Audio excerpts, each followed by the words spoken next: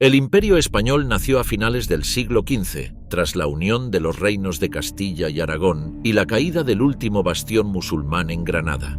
Con el descubrimiento de América en 1492, España inició una expansión sin precedentes que la llevó a establecer dominios en Europa, América, África y Asia. En pocas décadas, el país se transformó en la primera potencia global, controlando vastas rutas marítimas que conectaban continentes y sosteniendo su poder mediante la exploración, la conquista y el comercio transoceánico.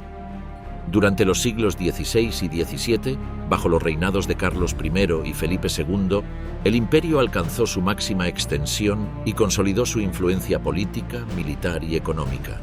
Las riquezas extraídas de América impulsaron el desarrollo europeo, pero también generaron conflictos, inflación y guerras prolongadas. Hombres como Hernán Cortés, Francisco Pizarro, Juan Sebastián Elcano o Blas de Lezo encarnaron las distintas etapas de aquella expansión. Con ellos se escribieron capítulos que cambiaron la historia del mundo: la conquista de imperios indígenas, la primera circunnavegación del planeta y la defensa de territorios estratégicos frente a potencias rivales. Durante más de 3 siglos, el Imperio español fue una fuerza central en la política global y dejó un legado cultural, lingüístico y religioso que aún define a gran parte del mundo hispano. El nacimiento de una monarquía compuesta: Isabel, Fernando y el poder compartido. Durante buena parte de la Edad Media, los distintos reinos que ocupaban la península ibérica siguieron caminos separados.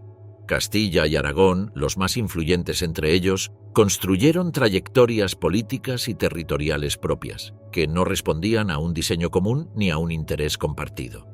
En Castilla, el poder se consolidó bajo una monarquía que ejercía fuerte control sobre el extenso territorio, mientras que Aragón, con una estructura más compleja, se componía de distintos dominios con leyes y sistemas diferenciados, unidos bajo una misma figura real.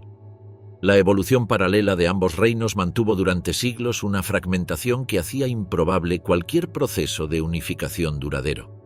A lo largo del siglo XV, Castilla y Aragón atravesaron profundas transformaciones. Castilla vivía enfrentamientos sucesivos por el trono, marcados por divisiones entre grandes linajes nobiliarios, mientras Aragón, pese a su expansión mediterránea, no logró una cohesión interna, con cortes que mantenían una fuerte autonomía. En este escenario de fragmentación política se concretó una alianza clave: el matrimonio entre Isabel de Castilla y Fernando de Aragón, celebrado en 1469. Ambos buscaban fortalecer sus posiciones internas y proyectar su autoridad conjunta. Lejos de ser un gesto romántico, fue una estrategia calculada dentro del ajedrez político peninsular. La fórmula del matrimonio no implicó, sin embargo, la unificación de los territorios bajo una única estructura estatal. Isabel conservó el control exclusivo sobre los asuntos de Castilla, mientras que Fernando siguió gestionando los dominios aragoneses con independencia. Cada reino mantuvo su sistema jurídico, su moneda, sus instituciones administrativas y sus órganos legislativos. La dualidad se extendía incluso a las decisiones militares y a la organización de la hacienda. Los reyes católicos actuaban de forma coordinada, pero no fundieron sus gobiernos. La monarquía hispánica nacía, entonces, como una alianza de coronas que respetaban su autonomía mutua. En el terreno religioso, la alianza dinástica también tenía implicaciones estratégicas. Ambos monarcas compartían una visión de unidad católica como base para reforzar la autoridad real. En Castilla, el control de la Iglesia ofrecía una herramienta de centralización, mientras que en Aragón se procuraba mantener un equilibrio entre el clero local y las exigencias de la autoridad pontificia.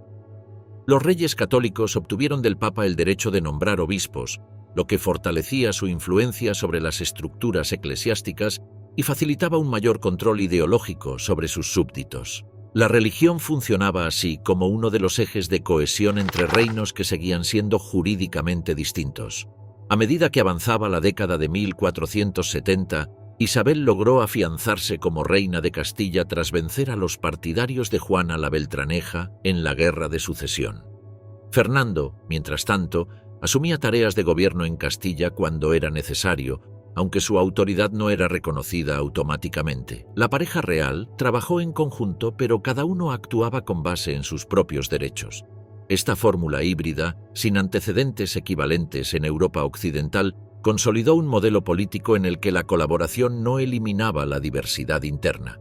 La construcción de una nueva monarquía exigió también un esfuerzo por controlar a la nobleza castellana, que durante años había actuado con autonomía y había acumulado poder en sus territorios.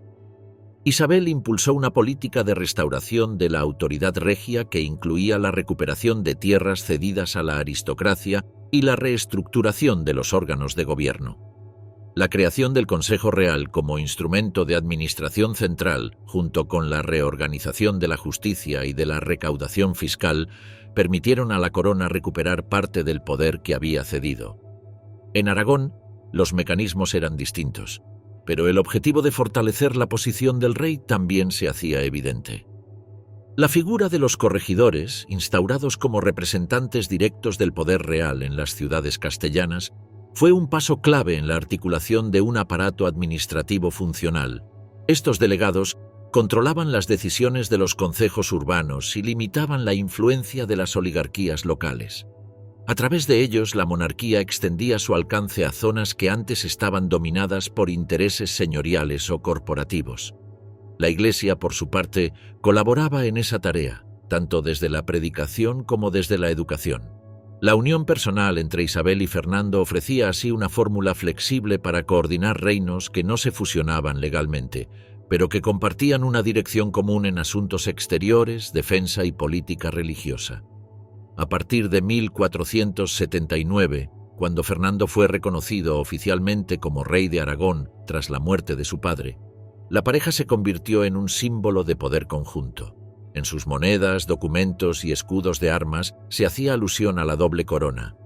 La expresión «Reyes Católicos», otorgada por el Papa Alejandro VI, servía como marca institucional de un proyecto que no rompía con la tradición medieval, pero que anunciaba un nuevo estilo de gobernar. El equilibrio entre ambas coronas era inestable y requería ajustes constantes. En Aragón, las cortes y fueros seguían teniendo un peso considerable y cualquier intento de centralización encontraba resistencias. En Castilla, en cambio, el proceso de afirmación del poder real avanzaba con mayor rapidez. Esa asimetría marcaría el rumbo de la política peninsular durante las décadas siguientes. No había una capital única, ni un sistema común de impuestos, ni una lengua oficial compartida. Pero había un proyecto compartido de expansión, consolidación y fortalecimiento del poder central. El modelo dinástico resultante del matrimonio entre Isabel y Fernando no fue un producto de laboratorio ni una construcción teórica. Fue el resultado de pactos, compromisos y negociaciones con las élites locales. Su éxito radicó en su capacidad para combinar autoridad y flexibilidad, para imponer decisiones sin romper los equilibrios internos. Desde esa base, los monarcas emprendieron campañas militares, reformas internas y políticas de alianza exterior que marcarían la historia de Europa y América en los siglos venideros. El legado de esa unión no fue una España unificada, sino una estructura de coronas en cooperación. En lugar de un Estado moderno, surgió una monarquía compuesta que actuaba como si fuera una unidad sin serlo jurídicamente. Fue ese sistema el que permitió luego sostener un imperio con presencia en 4 continentes, aunque su nacimiento se había basado en la simple decisión de 2 jóvenes herederos por sumar fuerzas frente a sus enemigos internos. Granada 1492, la caída que cerró 7 siglos de historia. El Reino de Granada, desde mediados del siglo XIII, había permanecido como una entidad política independiente bajo la autoridad de los nazaríes.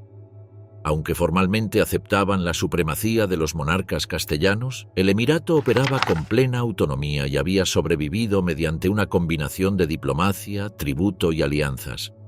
Esa frágil estabilidad se sostuvo durante generaciones mientras el resto de la península avanzaba hacia la unificación cristiana. A lo largo del siglo XV, las tensiones entre Granada y Castilla se intensificaron. Durante ese periodo, las disputas internas dentro del reino nazarí se volvieron constantes, con enfrentamientos entre distintos aspirantes al trono. Estas divisiones internas debilitaban al emirato, al mismo tiempo que los reyes católicos consolidaban su poder y extendían su control sobre los territorios castellanos y aragoneses. Fue en 1482 cuando se inició la ofensiva final. La guerra comenzó con la toma de Alhama, una plaza fortificada en la frontera, capturada por los castellanos tras una ofensiva sorpresiva. Ese hecho marcó el punto de no retorno en el conflicto. A partir de entonces, la campaña militar avanzó con una estrategia meticulosa, dirigida por la corona y apoyada por una poderosa estructura logística que incluía recursos materiales, refuerzos y apoyo eclesiástico. Los enfrentamientos fueron constantes a lo largo de la década siguiente. La toma de ciudades clave como Ronda, Loja y Málaga evidenció el progreso de las tropas cristianas, que poco a poco fueron cercando el núcleo granadino. La resistencia musulmana, aunque férrea en algunos sectores, no logró frenar el avance. Las divisiones internas entre los partidarios del sultán Boabdil, su tío el Zagal y otros líderes debilitaron aún más la capacidad defensiva del emirato. La ciudad de Málaga, con su puerto estratégico, cayó en 1487 tras un asedio que involucró un despliegue masivo de recursos y tropas. Este hecho supuso un golpe decisivo, ya que Granada perdía su conexión marítima más importante. Posteriormente, se rindieron Baza y Guadix, ciudades clave para la defensa del interior. La presión se volvió insoportable para los nazaríes, que vieron cómo su territorio se reducía rápidamente. Durante los últimos meses de 1491, las fuerzas castellanas establecieron un cerco completo alrededor de Granada. Las negociaciones entre Boabdil y los representantes de los reyes católicos se intensificaron, pues el líder musulmán sabía que no podría resistir indefinidamente. En diciembre de ese año se firmaron las capitulaciones que regulaban los términos de la rendición. Entre sus condiciones se incluían garantías religiosas y de propiedad para los habitantes musulmanes. El 2 de enero de 1492, la ciudad fue entregada oficialmente.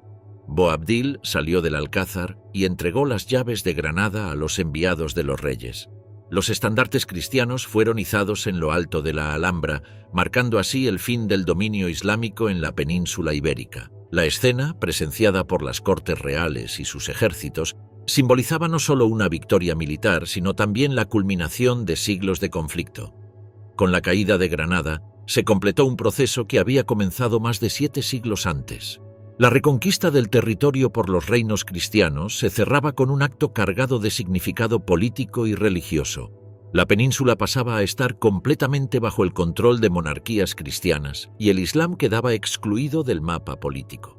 El acuerdo firmado entre los reyes católicos y Boabdil incluía cláusulas que garantizaban el respeto a la religión, las propiedades y las costumbres de los musulmanes que decidieran permanecer. Sin embargo, con el paso de los años, estas promesas se fueron debilitando. En 1499 comenzaron las primeras presiones para forzar conversiones, lo que generó rebeliones como la de las Alpujarras. Estas tensiones desembocaron en una política cada vez más restrictiva que culminaría en la expulsión de los moriscos tiempo después. La campaña granadina, a diferencia de otras guerras anteriores, fue dirigida directamente por los monarcas. Isabel y Fernando participaron activamente en la planificación y ejecución de las operaciones. Se desplazaron al frente, supervisaron el avance de los ejércitos y se involucraron en las decisiones logísticas. Esta implicación directa fortaleció la imagen de una monarquía centralizada y decidida, capaz de movilizar recursos y controlar el territorio. El conflicto también sirvió como escenario para ensayar nuevas formas de organización militar. El uso sistemático de artillería, las fortificaciones móviles y la coordinación entre tropas de distintas regiones marcaron una evolución respecto a las guerras anteriores. Los reyes católicos consolidaron un modelo de ejército que combinaba fuerzas nobiliarias, milicias urbanas y soldados profesionales. El apoyo de la Iglesia fue constante durante toda la campaña. El discurso oficial presentó la guerra como una cruzada por la fe, lo que permitió obtener indulgencias, recaudar fondos y movilizar voluntades. Muchos prelados acompañaron al ejército, y no fueron pocos los que ofrecieron sus propios recursos para financiar el esfuerzo bélico. La conquista fue celebrada como una victoria de la fe cristiana sobre el Islam. La victoria en Granada también tuvo consecuencias internas. Permitió a los reyes católicos reforzar su legitimidad, proyectar una imagen de unidad nacional y consolidar su alianza dinástica. La unión de las coronas de Castilla y Aragón se veía respaldada por una empresa común, presentada como un logro compartido. La caída de Granada se convirtió en un símbolo de esa nueva monarquía que buscaba centralizar el poder y proyectarse más allá de sus fronteras. A nivel jurídico, la incorporación de Granada implicó ajustes legales y administrativos. Se respetaron, inicialmente, algunas estructuras locales, pero se impusieron normas castellanas que regulaban la propiedad, la fiscalidad y la justicia. Se crearon instituciones específicas para supervisar la integración del territorio y resolver conflictos derivados de la convivencia entre cristianos y musulmanes. En el ámbito social, la incorporación de la población musulmana planteó desafíos complejos. Aunque se ofrecieron garantías en las capitulaciones, la convivencia no fue sencilla. Las diferencias religiosas, culturales y lingüísticas generaron fricciones que se agudizaron con el tiempo. Las autoridades buscaron imponer progresivamente normas cristianas, lo que llevó a un deterioro de las condiciones para los musulmanes. El fin del dominio musulmán en Granada no solo cerraba un ciclo histórico, también abría nuevas posibilidades para los monarcas castellanos. Con la península unificada bajo su autoridad podían ahora plantearse otros objetivos. Las estructuras militares, económicas y políticas que habían demostrado eficacia durante la guerra fueron adaptadas para servir a nuevas metas. Granada se convirtió en un laboratorio de integración territorial, con mecanismos que luego serían aplicados en otros contextos. La ciudad, tras su conquista, fue objeto de transformaciones urbanas. Se construyeron iglesias sobre mezquitas, se fundaron conventos y se promovieron nuevas formas de organización barrial. El paisaje arquitectónico cambió progresivamente, reflejando la nueva identidad cristiana del territorio. Se celebraron ceremonias, se emitieron proclamas y se reforzó la presencia simbólica del poder real. Los últimos años del siglo XV quedaron marcados por esta victoria. El nombre de Granada pasó a formar parte de los títulos reales y la fecha de su caída quedó registrada como un hito. La guerra había costado enormes sumas de dinero, pero también había generado un sentimiento de unidad. La propaganda real no dudó en presentar la conquista como un acto de justicia, legitimidad y restauración. Colón y la primera fundación del Imperio Ultramarino. El 17 de abril de 1492, en Santa Fe, un acuerdo marcó el inicio de una empresa sin precedentes. Los monarcas otorgaron a Cristóbal Colón el cargo de almirante, virrey y gobernador de los territorios por descubrir. En ese documento también se estipuló que recibiría una décima parte de todas las riquezas obtenidas y que tendría jurisdicción sobre los asuntos legales en las nuevas tierras. Esa capitulación fijaba claramente la base jurídica de la expedición y establecía la autoridad que Colón ejercería si hallaba nuevas tierras. Antes de zarpar se realizaron preparativos en el puerto de Palos. Allí se alistaron 3 embarcaciones, entre ellas la Santa María, la Pinta y la Niña. Las naves eran pequeñas y el viaje representaba una apuesta con enormes riesgos. La tripulación fue reclutada con dificultad y algunos de sus integrantes eran convictos indultados a cambio de embarcarse. El conjunto no ofrecía garantía de éxito, pero los reyes católicos respaldaron la empresa porque deseaban encontrar una ruta alternativa hacia Asia, distinta de la que dominaban los portugueses por África. El 3 de agosto partieron rumbo al oeste. El primer destino fue las Islas Canarias, donde Colón corrigió la ruta y aprovisionó las embarcaciones. Desde allí, el 6 de septiembre comenzó la travesía del Atlántico. Durante el trayecto, la moral de los marineros decayó al no divisar tierra firme. A pesar de la tensión creciente, el almirante mantuvo el rumbo con determinación, confiado en que llegaría a su objetivo. Los cálculos que manejaba sobre la distancia entre Europa y Asia eran erróneos, pero coincidían con las estimaciones conocidas por sus patrocinadores. La madrugada del 12 de octubre, un marinero divisó una franja de costa. El lugar, que Colón denominó San Salvador, estaba habitado por pueblos que no conocían la escritura ni el uso del hierro. Aquellos hombres desnudos, pacíficos y hospitalarios se convirtieron en los primeros en recibir a los europeos. El almirante interpretó que había llegado a una isla del entorno asiático, posiblemente cercana a Zipango o al continente del Gran Khan, según las descripciones de Marco Polo. Sin embargo, la geografía era distinta de lo esperado. En los días siguientes, las carabelas recorrieron otras islas del Caribe, como Cuba y La Española. En cada sitio, Colón tomó posesión en nombre de la corona y recogió muestras de oro, plantas y animales. También registró observaciones sobre los indígenas, anotando su docilidad y la posibilidad de evangelizarlos. En La Española, la Santa María encalló en la Nochebuena, lo que obligó a dejar una parte de los tripulantes en tierra. Allí se fundó un asentamiento al que se llamó Navidad. El regreso se produjo en 2 barcos. El viaje de retorno estuvo marcado por tormentas que separaron las embarcaciones. La niña, con Colón a bordo, arribó a Lisboa el 4 de marzo de 1493 y poco después alcanzó el puerto de Palos. La noticia se difundió rápidamente y en poco tiempo se preparó una nueva expedición. Esta vez, la flota constaba de más de una docena de navíos, con cientos de hombres, animales, herramientas y provisiones. Ya no se trataba solo de explorar, sino de instalarse y comenzar un proceso de ocupación. Durante el segundo viaje, iniciado en septiembre de 1493, se exploraron nuevas zonas y se fundaron poblados. Colón, sin embargo, encontró dificultades para mantener el control de los colonos y administrar los territorios. Las tensiones con los hombres a su cargo aumentaron y las disputas por el reparto del oro y el trato a los indígenas generaron conflictos. A pesar de que su autoridad estaba respaldada por las capitulaciones, los problemas internos debilitaron su posición. En los años siguientes, los reyes enviaron inspectores y representantes con autoridad para revisar la gestión del almirante. Las denuncias por abusos, desorganización y arbitrariedad provocaron que Colón fuera destituido de su cargo en 1500. Aunque conservó el título de almirante, se le prohibió seguir gobernando.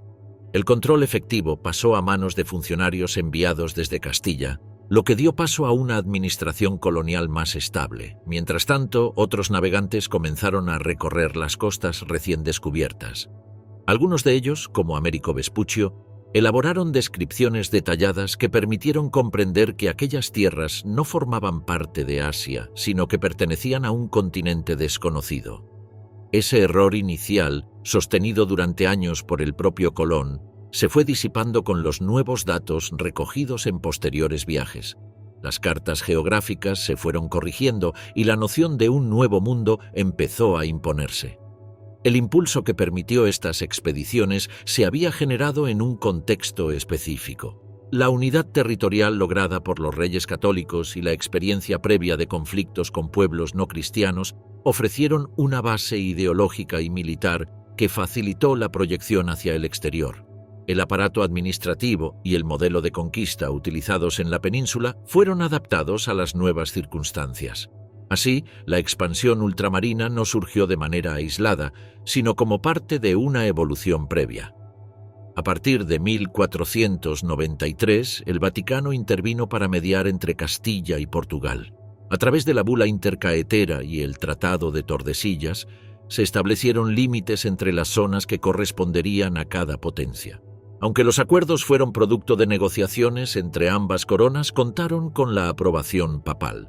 Esa delimitación tuvo consecuencias duraderas, ya que definió los espacios de influencia en América y otros territorios por descubrir.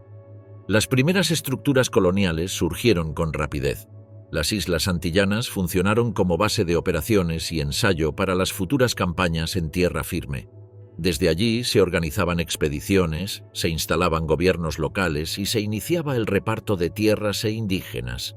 La implantación del sistema de encomiendas, donde los colonos recibían grupos de nativos a cambio de su protección y evangelización, se convirtió en un elemento clave del modelo colonial temprano. Aunque Colón realizó 2 viajes más, su influencia fue menguando.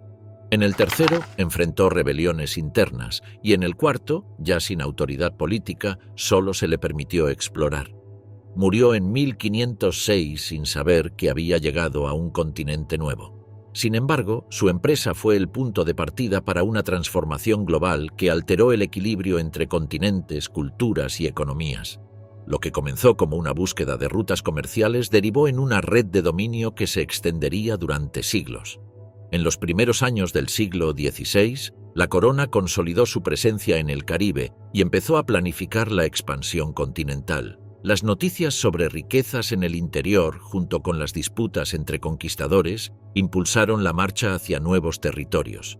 Desde el punto de vista político, económico y religioso, los reinos ibéricos estaban ya decididos a proyectarse más allá del océano, con un modelo que combinaba conquista, colonización y evangelización bajo el amparo de la monarquía. La figura de Colón fue interpretada de forma ambigua. Para algunos, fue un visionario que abrió nuevas rutas. Para otros, su administración caótica y sus decisiones arbitrarias generaron numerosos problemas. Lo cierto es que su primer viaje, iniciado en 1492, fue el acto inaugural de una era en la que Europa pasó a tener presencia activa en casi todos los continentes. La empresa, que comenzó con incertidumbre, se transformó en el núcleo de un proceso de expansión sin precedentes. Imperios derrumbados, el avance de Cortés y Pizarro. Los barcos llegaron a la costa mientras los habitantes observaban sin saber qué ocurriría. Aunque ya habían visto naves extranjeras, estas traían caballos, armas, perros entrenados y hombres decididos a avanzar. Cortés desembarcó en Veracruz y buscó apoyo entre los enemigos de los mexicas. En Tlaxcala encontró combate, pero logró un pacto que le permitió continuar hacia el altiplano. En Tenochtitlan, Moctezuma recibía avisos y ofrendas. Se hablaba de señales en el cielo, templos que ardían sin razón y truenos sin lluvia. Los sacerdotes no podían explicar nada. La población se dividía entre la guerra y la cautela. En Cholula, los españoles acusaron a los nobles de traición y ejecutaron un ataque. Casas y templos fueron arrasados, el miedo se propagó y el camino quedó libre. Al llegar a la capital, los recibieron con honores. Moctezuma los alojó en el palacio de Axayácatl bajo estricta vigilancia. Pronto la tensión aumentó. Cortés ordenó detener al emperador, que siguió actuando como gobernante, aunque sin libertad. Desde el recinto los españoles exigieron oro, estatuillas y objetos que fundían y enviaban. Mientras tanto, Alvarado, a cargo, atacó durante una ceremonia en el Templo Mayor. Los danzantes fueron asesinados y el pueblo respondió con violencia. A su regreso, Cortés encontró la ciudad cercada. Hicieron hablar a Moctezuma, pero fue herido y murió días después. La salida ocurrió de noche. Muchos cayeron en los canales o fueron capturados. A pesar de las pérdidas, Cortés escapó con parte de sus tropas, reorganizó sus fuerzas y obtuvo nuevos aliados. El sitio a Tenochtitlan duró semanas. La resistencia fue debilitándose por hambre y enfermedades. Las canoas atacaban. Los puentes eran destruidos y reconstruidos a diario.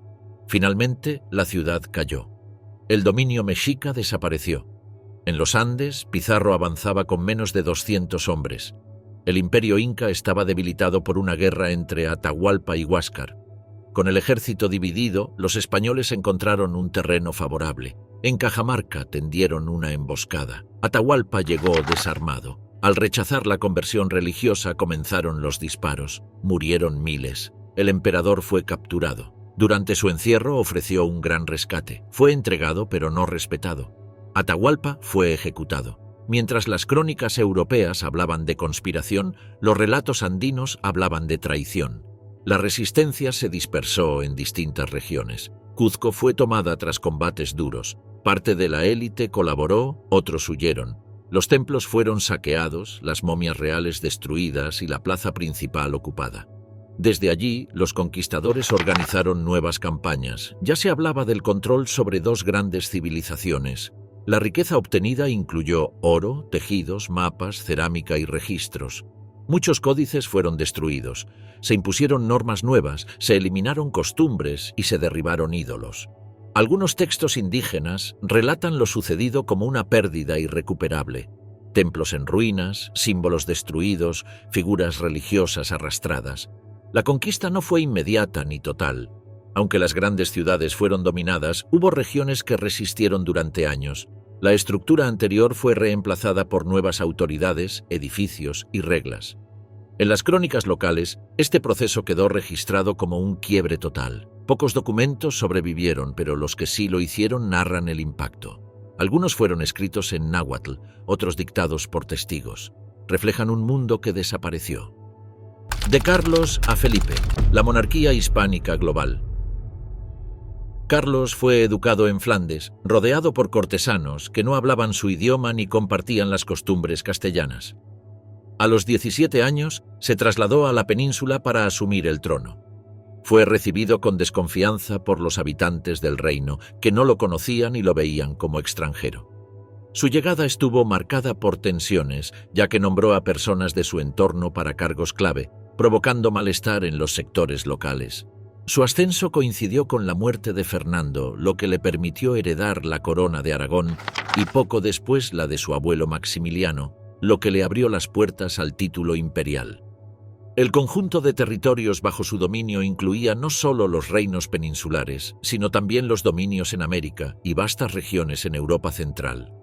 La monarquía hispánica pasó a ocupar una posición única, gobernando extensas zonas sin conexión territorial directa. Carlos, como soberano, tuvo que enfrentarse a la tarea de administrar este complejo conjunto desde múltiples centros de poder.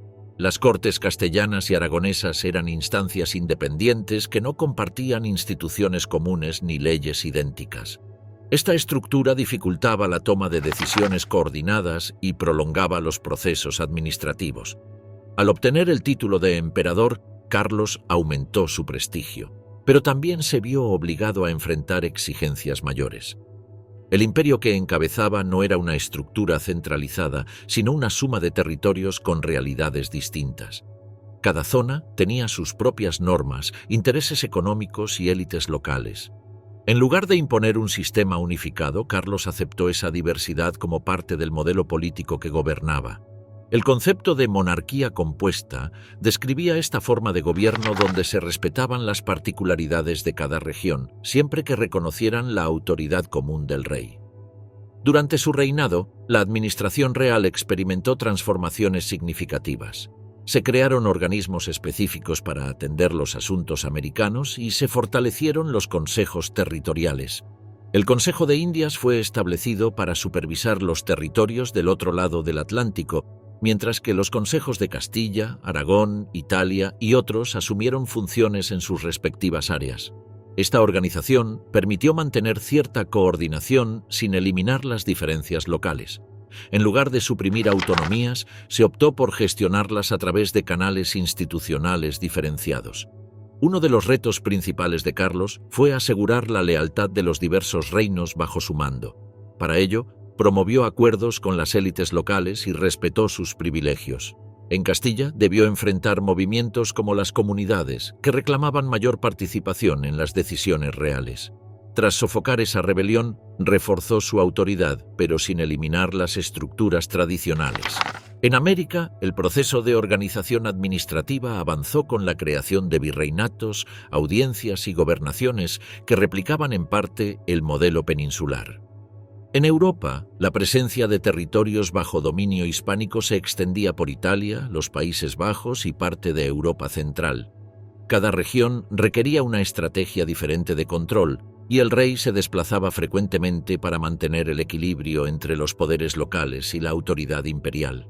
Carlos vivió en distintos lugares de sus dominios, sin establecer una corte única. Esa itinerancia dificultó la centralización, pero le permitió mantener contacto directo con los distintos focos de su imperio. Al final de su reinado, Carlos decidió abdicar. Repartió sus territorios entre su hermano Fernando, que recibió las tierras imperiales en Europa, y su hijo Felipe, que heredó las posesiones peninsulares, americanas e italianas. Este reparto consolidó una nueva configuración en la que Felipe se convirtió en el principal gestor de los territorios de la monarquía hispánica. Aunque la unidad imperial desapareció, la estructura política de sus reinos permaneció en pie. Felipe II asumió el trono con un modelo diferente al de su padre. Estableció su residencia permanente en la península y dirigió los asuntos del imperio desde Madrid. Fundó un sistema de gobierno que giraba en torno al despacho de documentos con una red de secretarios, escribanos y consejeros que centralizaban la información.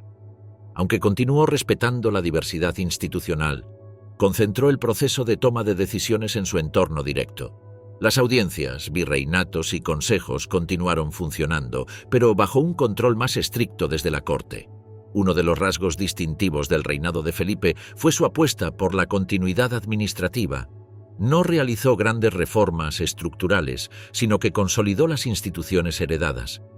Mantuvo el sistema de consejos, fortaleció la figura de los virreyes y perfeccionó la correspondencia como medio de gobierno. Cada día revisaba personalmente los informes que llegaban de todos los territorios, anotaba observaciones al margen y tomaba decisiones detalladas. Este control riguroso permitió sostener el gobierno de regiones alejadas durante largos periodos sin necesidad de desplazamientos constantes. La expansión territorial continuó durante su mandato. A los territorios heredados se sumaron Filipinas y nuevas zonas en África y Asia.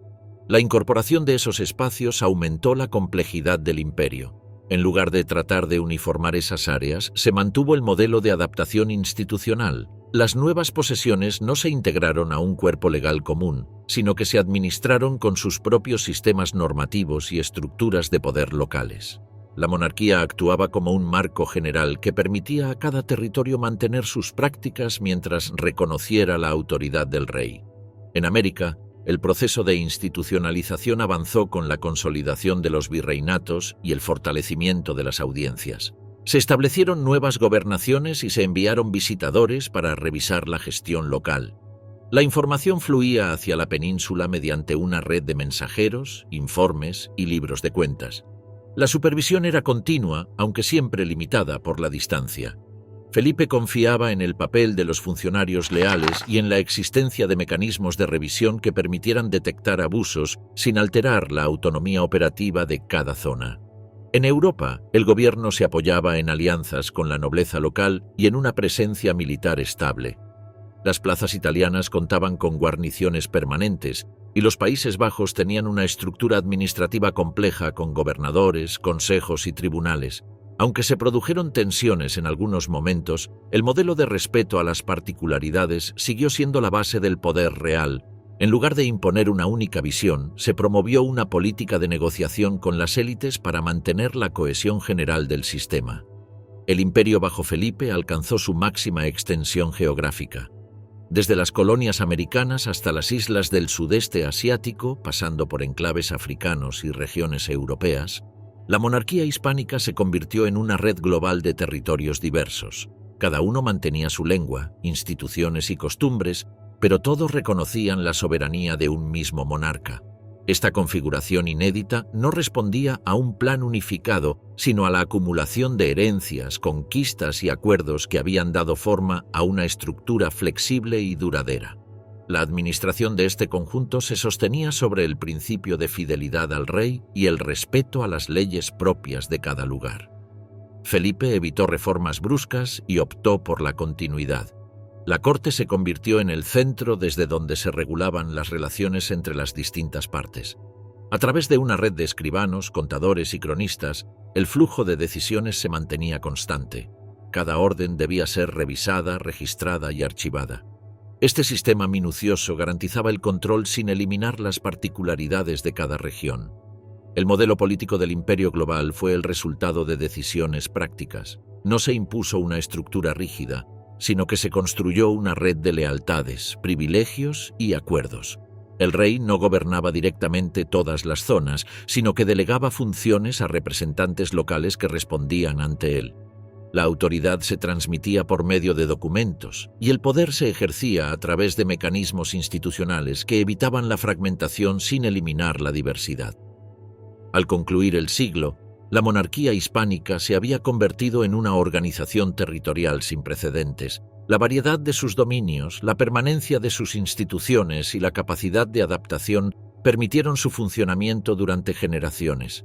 Ni Carlos ni Felipe diseñaron un sistema teórico, pero sus decisiones prácticas configuraron una estructura capaz de sostener un poder que abarcaba múltiples continentes sin perder cohesión interna. Potosí y Zacatecas, el motor económico del imperio hispánico. A mediados del siglo XVI comenzó a consolidarse un sistema productivo basado en la extracción intensiva de minerales en zonas específicas del continente americano. Entre los enclaves más destacados estaban las regiones altas de Charcas y Nueva Galicia, donde se desarrollaron dos centros mineros de escala sin precedentes, Potosí y Zacatecas. En ambos lugares, Las condiciones geográficas presentaban obstáculos técnicos importantes, como la altura y la falta de fuentes hídricas inmediatas, pero eso no impidió que se desarrollara allí un modelo de producción sostenido por mano de obra forzada, técnicas adaptadas y una administración jerarquizada. La explotación de Potosí se organizó rápidamente después de su descubrimiento en 1545. En cuestión de años, se convirtió en el centro de actividad minera más importante del Virreinato del Perú. La veta principal, ubicada en el Cerro Rico, tenía una estructura de plata combinada con otros minerales, lo que exigía un tratamiento técnico más complejo. Para enfrentar ese desafío se implementó el sistema de patio, que permitía extraer metales usando mercurio y sal mediante un proceso lento pero eficaz. El sistema de trabajo giraba en torno a la mita, un régimen de reclutamiento obligatorio que afectaba a miles de indígenas repartidos en turnos rotativos. Los registros oficiales muestran que entre 8.000 y 10.000 trabajadores eran movilizados cada año, con fuertes impactos demográficos en sus comunidades de origen. Muchos de ellos morían por el esfuerzo físico, la altura, el frío o las condiciones insalubres. Las minas no tenían ventilación adecuada ni descansos estructurados. En Zacatecas, la lógica de producción fue distinta. Aunque también se explotaba plata en grandes cantidades, no se aplicó una mita oficial como en el altiplano andino. En su lugar, la contratación era mixta. Se usaban tanto jornaleros libres como trabajadores cautivos, incluidos esclavizados africanos. Las minas zacatecanas estaban distribuidas en forma dispersa y el transporte del mineral se realizaba con mulas y carretas hacia el norte de México, desde donde salían caravanas hacia Veracruz o Acapulco, según los destinos. Las cifras de producción permiten dimensionar el volumen que se alcanzó. En Potosí, durante la segunda mitad del siglo XVI, la cantidad de plata extraída superó las 150 toneladas anuales. Las estadísticas virreinales confirman que, entre 1570 y 1600, se quintuplicaron los envíos al puerto de Sevilla. Zacatecas también tuvo un crecimiento sostenido, aunque con oscilaciones vinculadas al agotamiento parcial de vetas superficiales. El sistema fiscal estaba preparado para captar una parte considerable del metal. La quinta real, el impuesto del 20% sobre toda producción registrada, permitía a la corona recoger una porción significativa antes de que el mineral pasara al circuito comercial. Además, en lugares como Potosí se cobraban tasas adicionales por fundición, tránsito y licencias. Se crearon casas de moneda en América para marcar el origen y validar la pureza. Las más importantes funcionaban en México, Lima y Potosí. El impacto económico fue inmediato. En Sevilla, centro logístico del comercio con América, los cargamentos de metales transformaron el flujo de mercancías y precios. Se reactivaron ferias comerciales, se consolidaron casas de cambio y surgieron instituciones financieras dedicadas al crédito transatlántico. La llegada regular de plata favoreció la circulación monetaria en toda Europa, pero también desencadenó procesos inflacionarios en diversos territorios. Según los registros del siglo XVI, los precios en Castilla comenzaron a subir con rapidez. El trigo, la carne y los productos de uso diario duplicaron sus valores en cuestión de décadas. El fenómeno, conocido por los contemporáneos como carestía, afectaba sobre todo a sectores urbanos sin acceso a tierras. Aunque los salarios subieron en algunas ciudades, no alcanzaron a cubrir el alza generalizada. Economistas europeos de la época, como Jean Bodin, intentaron explicar el fenómeno y atribuyeron la inflación al ingreso masivo de metales desde el otro lado del océano. Esa relación fue discutida en diferentes tratados, pero se mantenía como una hipótesis ampliamente compartida por autoridades y cronistas. Las crónicas de época coinciden en señalar cómo la llegada de barcos cargados alteraba los valores locales de forma casi inmediata. El transporte del metal requería una logística organizada. Desde los centros mineros, la plata se trasladaba en barras o lingotes hasta puntos de embarque como Portobelo o Veracruz. En esos lugares se organizaban las flotas bajo vigilancia militar. Cada año partían navíos escoltados por galeones armados con destino a la península ibérica. Los archivos navales conservan los detalles de carga, escalas y destinos de cada convoy. Los registros oficiales del Consejo de Indias documentan cómo, entre 1560 y 1640, llegaron al menos 180 flotas con cargamentos importantes. No todo el metal era de la corona.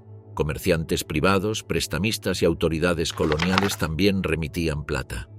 En muchos casos se ocultaban cantidades para evitar impuestos.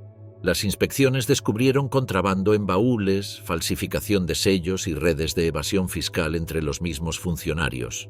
La expansión de la economía monetaria se reflejó en toda Europa. Países como Francia, Italia y los Países Bajos comenzaron a recibir metales indirectamente a través del comercio con Castilla. Se importaban productos textiles, armas, papel, aceite y otros bienes pagados con plata americana. De ese modo, el flujo de riqueza se extendía más allá del control directo de la corona. En América, las consecuencias fueron múltiples.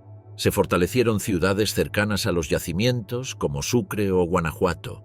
El crecimiento urbano respondía a la demanda de insumos, servicios y administración.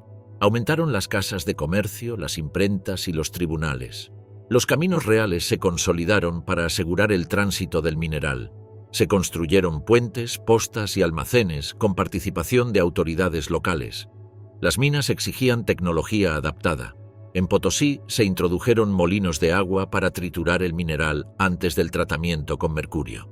Las ruedas hidráulicas, canaletas y estanques requerían inversiones importantes.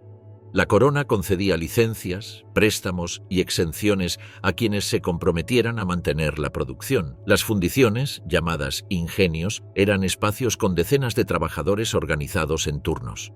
En Zacatecas, las técnicas variaban según la veta. En algunas zonas se usaba fuego para romper rocas duras. En otras, se recurría a explosivos primitivos. Las condiciones laborales seguían siendo extremas. El calor, el polvo y los accidentes eran frecuentes. Los trabajadores vivían en asentamientos improvisados, sin servicios básicos. Los registros eclesiásticos mencionan enfermedades respiratorias, muertes prematuras y migraciones forzadas. La riqueza generada sirvió también para pagar deudas de la monarquía con banqueros europeos. Familias como los Fugger o los Welser participaron en acuerdos financieros vinculados al suministro de plata. Se usaban contratos firmados en Amberes o Génova y se entregaban garantías sobre futuras remesas. Esa práctica transformó el metal en un instrumento de crédito internacional. Los precios del mercurio, necesario para el sistema de patio, estaban controlados desde Almadén, en Castilla. La exportación de ese insumo era monopolio estatal.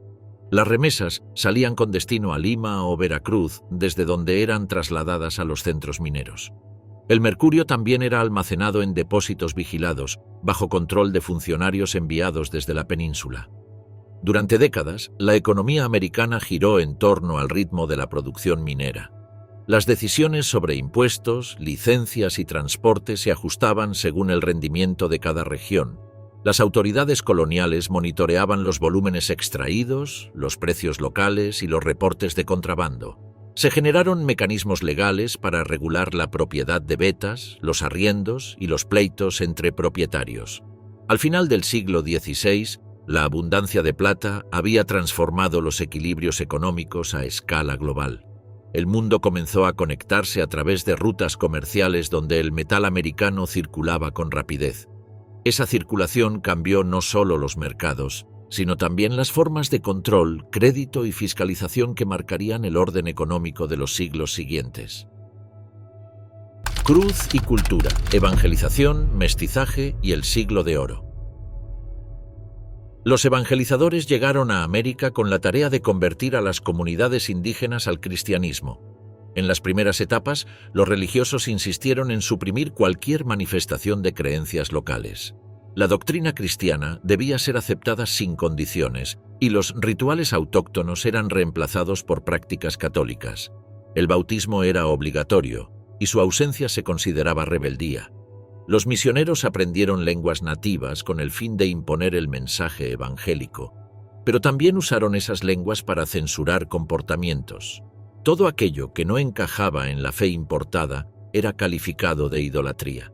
A medida que avanzaban las conversiones, algunos religiosos comprendieron que el rechazo absoluto no garantizaba resultados duraderos. En lugar de eliminar todo lo precolombino, optaron por adaptarlo. Los cantos locales fueron transformados en himnos religiosos. Algunas fiestas se transformaron en celebraciones cristianas. Las imágenes de santos eran presentadas con rasgos que recordaban a deidades indígenas.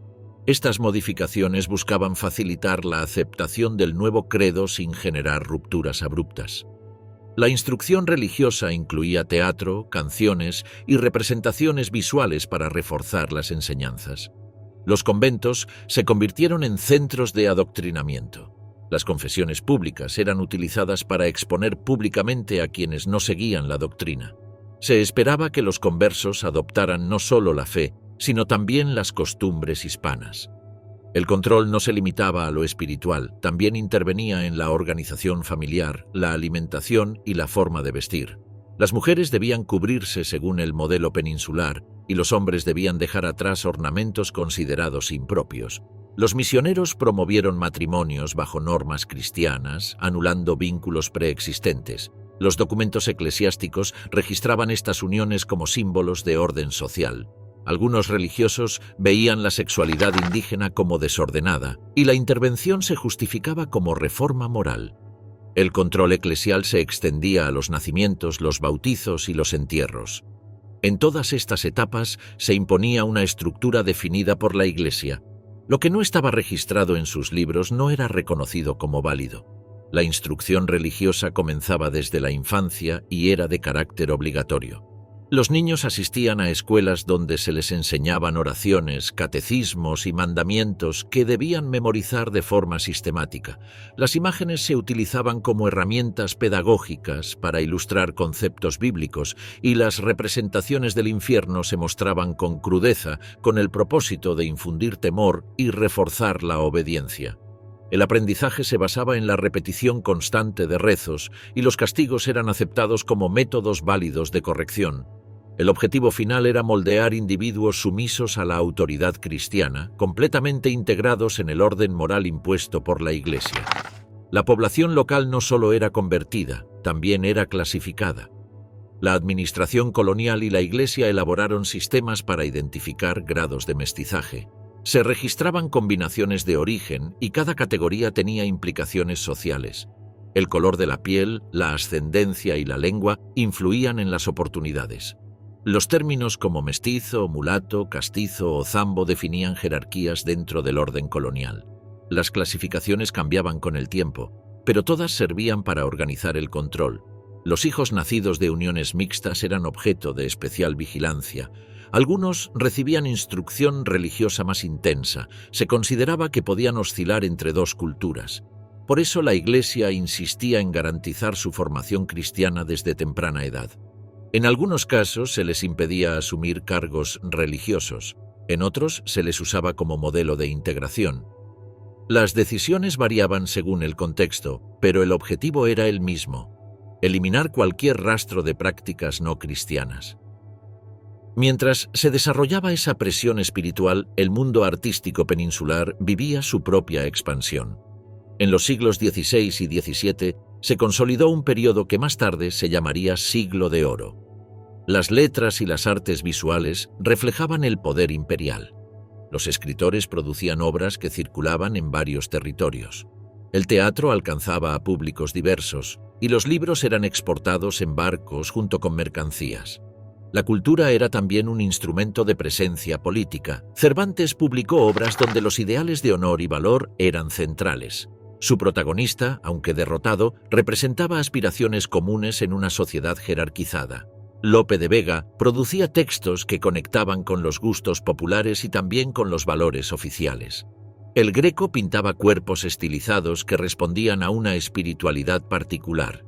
Velázquez retrataba cortesanos con una mirada que combinaba detalle y simbolismo. Todos ellos compartían un entorno donde el arte servía para legitimar al poder. La monarquía promovió activamente la creación de instituciones culturales, situando a la corte como el principal núcleo artístico del imperio. Los palacios no solo cumplían funciones residenciales, sino que también operaban como espacios de exhibición, donde los artistas formaban parte del entorno político y simbólico del poder.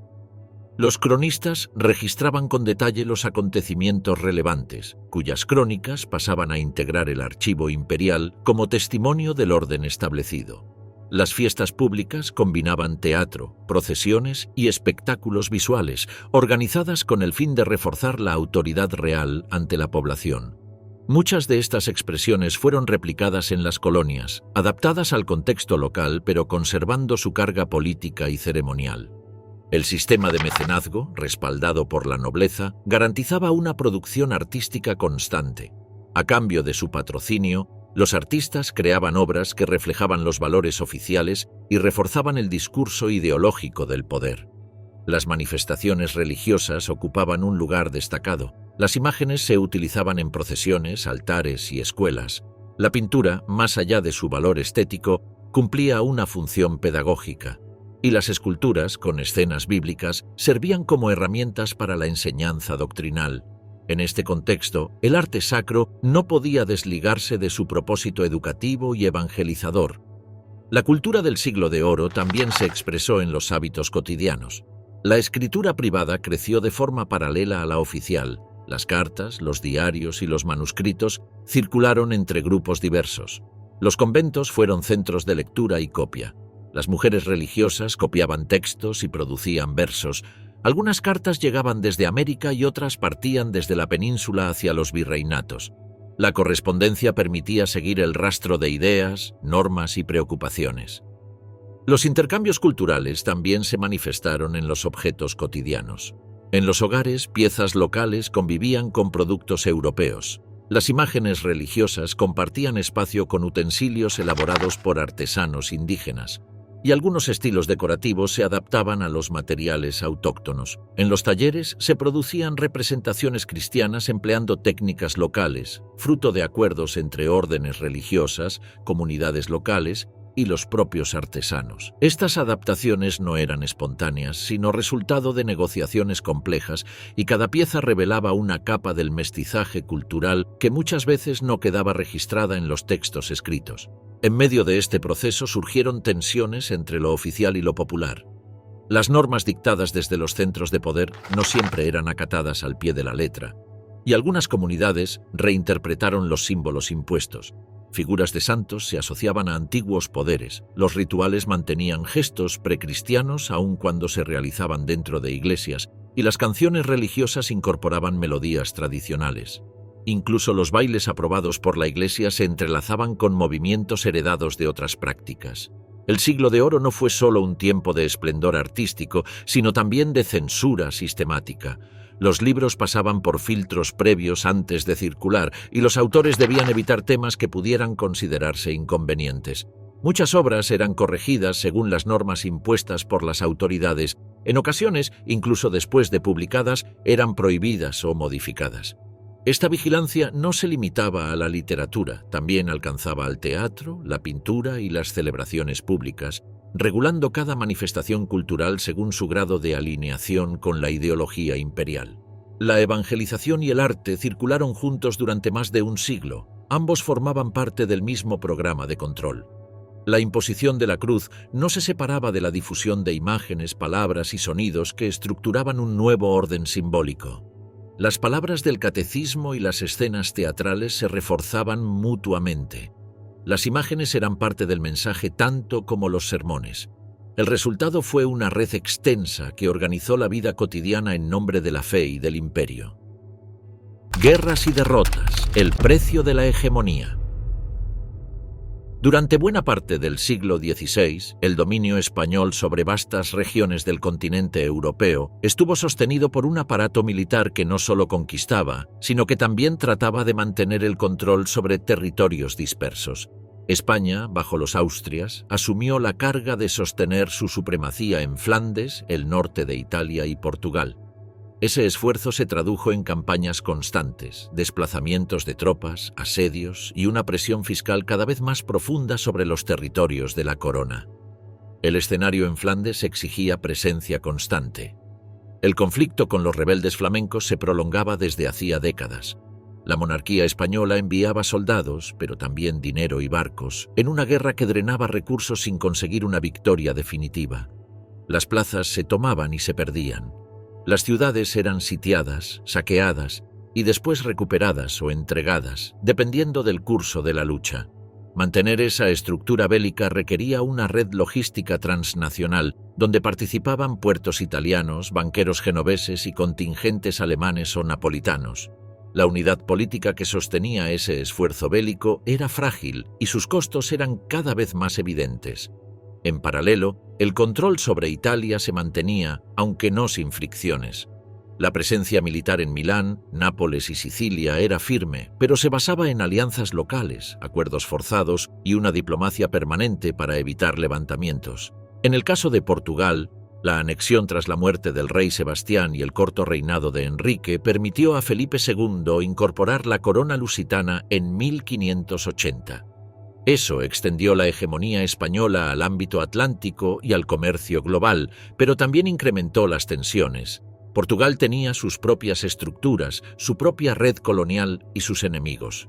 Integrar todo ese entramado dentro del aparato hispánico supuso un esfuerzo financiero y político enorme que no siempre fue aceptado sin resistencia. Ese contexto de guerras extendidas por múltiples frentes llevó a un punto crítico cuando España decidió enfrentarse directamente a Inglaterra. Felipe II, convencido de que el apoyo inglés a los rebeldes flamencos debía terminar, diseñó un plan de invasión que uniera una fuerza naval procedente de Lisboa con tropas de Flandes.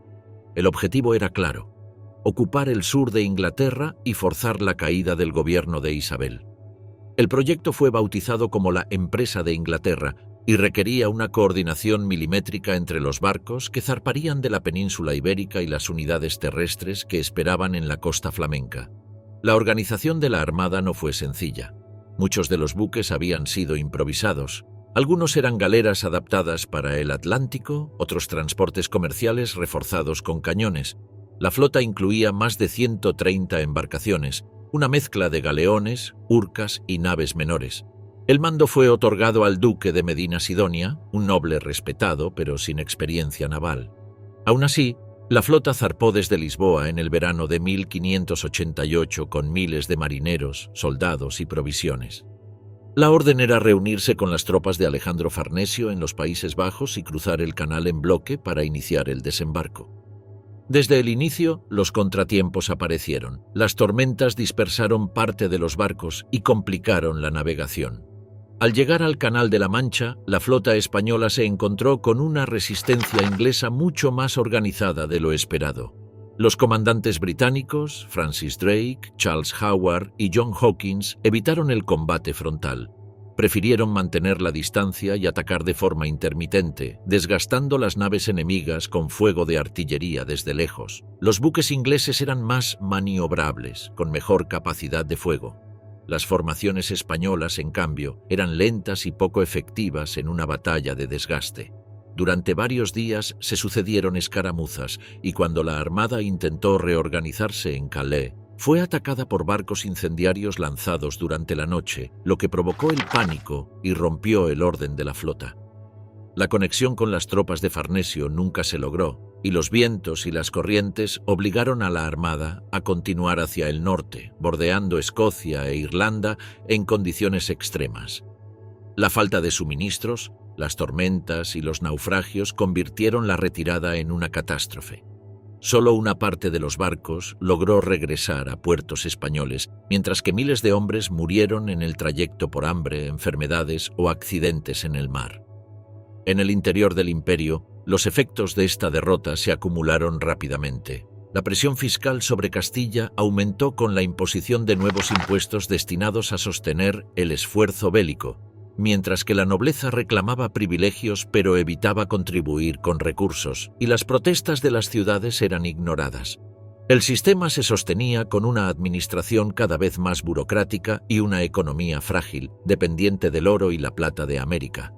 Cada nuevo conflicto requería una emisión de deuda, y aunque los banqueros extranjeros continuaban financiando a la corona, lo hacían a cambio de intereses altos y concesiones políticas. El declive no fue inmediato, pero el punto de quiebre ya se había producido. Los frentes abiertos en Europa no se cerraron. Los conflictos con Inglaterra continuaron durante décadas, así como las guerras en el norte. La presencia española en Italia se mantuvo, aunque con tensiones constantes. Portugal, que había sido integrado al aparato imperial, comenzó a mostrar signos de desgaste. La unificación de los imperios ibéricos resultó ser más costosa que beneficiosa en el largo plazo. En lo militar, la lección fue clara. El modelo de guerra tradicional española, basado en una infantería disciplinada, asedios prolongados y el control de fortalezas, comenzaba a mostrar sus límites frente a una guerra naval más dinámica y técnica, que exigía una innovación que no siempre llegaba desde el aparato central. Aunque las decisiones se tomaban desde Madrid, eran los ritmos locales en Flandes, Lisboa o Nápoles los que determinaban el éxito o el fracaso de las campañas, y la distancia entre la corte y los teatros de operaciones seguía siendo un problema estructural que ningún rey logró resolver por completo. El siglo XVII heredó esa misma dinámica. Las tensiones internas, combinadas con la presión externa, fueron debilitando progresivamente la capacidad del imperio para sostener su hegemonía. Lo que en décadas anteriores había sido una expansión triunfante, ahora se transformaba en una lucha constante por resistir. La imagen de una potencia invencible comenzaba a resquebrajarse. El poder español en Europa no desapareció, pero ya no era incuestionable. Mantener esa hegemonía tenía un precio cada vez más alto: soldados muertos, ciudades endeudadas y una administración al límite. El episodio de la Armada Invencible no marcó el final, pero sí fue una advertencia clara de lo que vendría. Decadencia, entre reyes inútiles y reformas tardías. Cuando murió Felipe II, el imperio hispánico aún parecía estar intacto, pero en realidad ya mostraba signos de agotamiento. Bajo sus sucesores, la monarquía de los Austrias comenzó a perder control efectivo sobre los territorios. Felipe III se mantuvo alejado del gobierno directo y delegó funciones esenciales a sus validos, iniciando un sistema de administración que se sostuvo por inercia y con escasa intervención real. El duque de Lerma acumuló poder a través de redes de favores y cargos, lo que deterioró la eficiencia del aparato político. Los recursos obtenidos de América se desviaban sin control claro, mientras aumentaban las deudas de la corona. Felipe IV continuó con este modelo. La corte se volvió aún más dependiente de sus ministros, en especial del conde-duque de Olivares, quien impulsó reformas centralizadoras que chocaron con las estructuras tradicionales. El intento de imponer una mayor carga fiscal a todos los reinos desencadenó resistencias como la rebelión catalana y la secesión de Portugal. Estas crisis internas coincidieron con una prolongada serie de conflictos armados en Europa que sobrecargaron las finanzas de la monarquía. El peso de estas guerras se trasladó a los territorios americanos, obligados a sostener parte del esfuerzo militar. En tiempos de Carlos II los problemas se agravaron. La nobleza mantenía privilegios sin asumir funciones reales en la gestión del Estado. La corona dependía de ingresos que ya no crecían al ritmo necesario. Las ciudades estaban sujetas a una presión fiscal constante. La burocracia había crecido pero sin eficiencia. A pesar de algunos intentos por recuperar el control del gasto, la estructura se encontraba lastrada por compromisos heredados, clientelismo y corrupción. La falta de una sucesión clara generó disputas anticipadas por el trono, mientras la administración carecía de cohesión.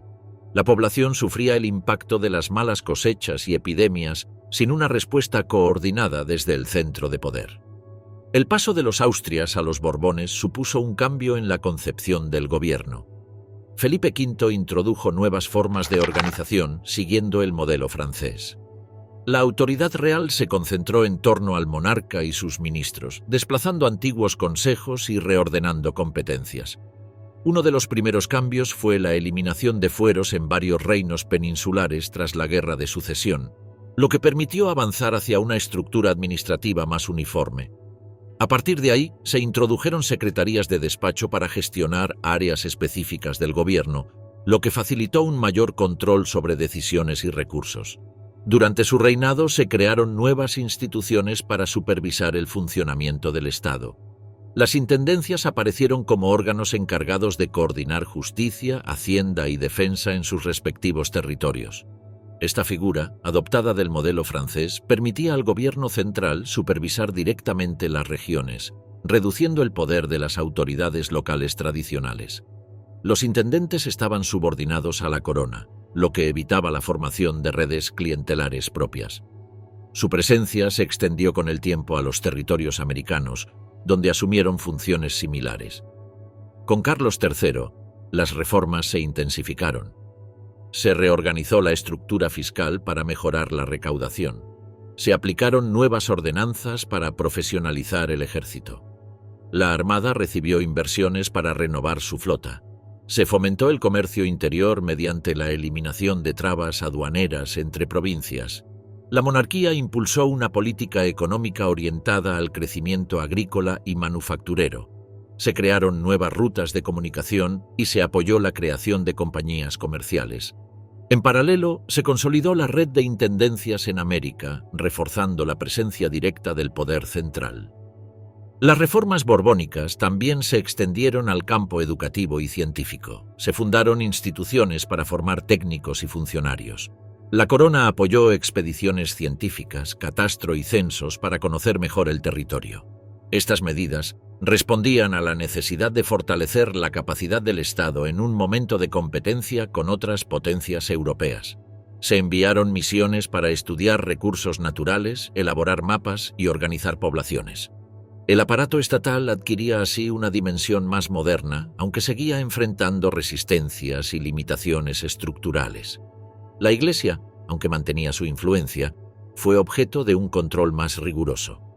Se redujeron privilegios eclesiásticos en ciertos ámbitos y se reguló la intervención del clero en asuntos civiles. En América, los cambios llegaron con lentitud, pero la administración borbónica logró implantar una fiscalización más directa sobre el sistema de encomiendas y las finanzas virreinales. La reforma de las aduanas permitió aumentar la recaudación y la reorganización del comercio colonial buscó eliminar intermediarios que beneficiaban a grupos particulares. Se establecieron reglas para evitar abusos de los funcionarios coloniales. Carlos IV heredó este sistema reformado, pero enfrentó un escenario internacional cambiante. La administración borbónica se había fortalecido, pero también había generado tensiones por la reducción de autonomías locales. La centralización había permitido una mayor eficiencia, aunque también incrementó el descontento entre sectores que perdieron influencia. La modernización administrativa no resolvió los problemas estructurales de desigualdad social y concentración de tierras. La presión fiscal seguía recayendo sobre capas populares, mientras la nobleza conservaba privilegios sin contribuir de manera proporcional al sostenimiento del Estado.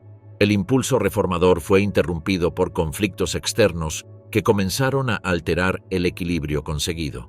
La guerra con Inglaterra y los cambios políticos en Europa dificultaron la continuidad de los planes modernizadores. A pesar de los avances en varios frentes, las reformas no lograron transformar por completo la estructura colonial ni resolver las tensiones sociales internas. La estructura virreinal seguía sosteniéndose sobre jerarquías tradicionales. Las ciudades crecían, pero sin una administración urbana eficaz. Las distancias geográficas y la lentitud de las comunicaciones complicaban el control centralizado. En el terreno cultural se promovió el control de la producción intelectual. Las academias, bibliotecas y universidades fueron utilizadas como medios para formar funcionarios y consolidar la autoridad del Estado. Se limitaron las expresiones que cuestionaran el orden político. A pesar de ello, comenzó a surgir una crítica moderada desde sectores ilustrados que proponían mejoras graduales. Esta corriente no alcanzó niveles de radicalización política, pero sentó las bases para futuros cuestionamientos. La administración se vio obligada a responder con censura, aunque manteniendo ciertos espacios de debate. En este contexto, el aparato estatal borbónico alcanzó un grado de profesionalización que no se había visto durante el periodo de los Austrias. La figura del burócrata preparado, sometido a normas y procedimientos, reemplazó al sistema basado en favores y lealtades personales. La selección de funcionarios empezó a vincularse con sus capacidades, al menos en teoría, y se introdujeron auditorías y visitas de inspección para controlar abusos. Los archivos dejaron de ser simples depósitos de documentos y pasaron a convertirse en herramientas activas de gestión y fiscalización. Así, la lógica administrativa fue transformándose de reactiva a proactiva. Sin embargo, la fragmentación interna del imperio y la diversidad de intereses regionales seguían siendo obstáculos para aplicar estas reformas de manera uniforme. A pesar de los avances en distintos frentes, el imperio permanecía vulnerable. la fuerte dependencia de los recursos coloniales, un sistema fiscal insuficiente para cubrir los gastos estatales y una red comercial concentrada en pocos actores seguían condicionando su funcionamiento. Las reformas intentaron paliar estas distorsiones, pero sin alterar los fundamentos económicos que las sostenían. La monarquía conservaba su legitimidad formal, aunque su capacidad de adaptación era cada vez más limitada ante los cambios que se gestaban tanto dentro como fuera de sus dominios. De la rebelión a la nación, el fin del Imperio Español en América. El escenario comenzó a cambiar con lentitud. A fines del siglo XVIII, algunos sectores de las colonias americanas ya mostraban señales de descontento. En varias ciudades del continente, grupos criollos empezaban a rechazar el control exclusivo de los peninsulares sobre los altos cargos civiles y militares. La distancia entre quienes nacían en América y quienes venían de España se volvía cada vez más visible en instituciones, comercio y administración. Esta tensión no significaba aún una ruptura, pero sí anunciaba que la estructura imperial comenzaba a mostrar grietas internas. El contexto internacional fue clave. En 1789 estalló la Revolución Francesa y con ella llegaron nuevas ideas políticas que cruzaron el Atlántico. La noción de soberanía popular, los derechos del ciudadano y el rechazo a la monarquía absoluta pasaron a formar parte del debate en sectores ilustrados de América. Algunos leían panfletos en voz baja, otros los discutían en reuniones privadas. Aunque no se proclamaban abiertamente revolucionarios, estos criollos ilustrados observaban con atención los cambios en Europa. En paralelo, las autoridades coloniales reforzaban el control sobre las imprentas y las redes de comunicación. Las ideas ilustradas no eran bienvenidas en los círculos del poder virreinal. Los textos que hablaban de repúblicas, igualdad o libertad eran perseguidos por las autoridades españolas, que consideraban todo aquello como una amenaza directa al orden establecido. A pesar de los esfuerzos por contenerlas, las ideas siguieron filtrándose a través de libros, cartas y viajeros. La invasión napoleónica de 1808 lo cambió todo. Cuando Napoleón obligó a Fernando VII a abdicar y colocó a su hermano José Bonaparte en el trono español, en América surgió un vacío de poder. Ya no estaba claro quién debía gobernar. En muchas ciudades del continente comenzaron a organizarse cabildos abiertos. Estos no eran instituciones nuevas, pero sí adoptaron un papel distinto. Se autoproclamaron como representantes legítimos de la soberanía popular ante la ausencia del monarca. En lugares como Caracas, Bogotá, Buenos Aires y Santiago de Chile, las juntas locales se formaron alegando fidelidad al rey cautivo, aunque en la práctica estaban iniciando un proceso de autonomía. Algunas se limitaron a reclamar reformas, otras comenzaron a actuar como gobiernos independientes. No todos los territorios reaccionaron al mismo tiempo ni de la misma manera, pero el patrón se repetía. El poder pasaba a manos criollas mientras las autoridades reales perdían legitimidad. Los proyectos políticos también eran diferentes. Algunos proponían monarquías constitucionales, otros defendían modelos republicanos.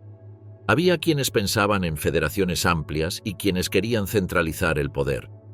Estas diferencias no solo enfrentaron a independentistas contra realistas, sino también a grupos patriotas entre sí.